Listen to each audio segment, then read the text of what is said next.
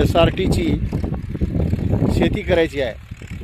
मागच्या वर्षी आम्ही 5 एकर शेती केली होती SRTनुसार आणि यावर्षी पुन्हा वाढवलं आहे आणि 5 एकर शेतीचं SRT पद्धतीने लागवड करणार आहोत। त्याकरिता बेडची पाहणी 4x1 या अंतरावर बेडची पाहणी करत आहोत आणि अशा पद्धतीने गव्हाच्या रानाला रोटा मारून त्याच्यानंतर नांगरून हा पूर्ण शेत 5 एकरचा शेत आम्ही SRTनुसार बेड पाडणार आहोत आणि यानंतर पाऊस पडल्यानंतर आम्ही या शेतामध्ये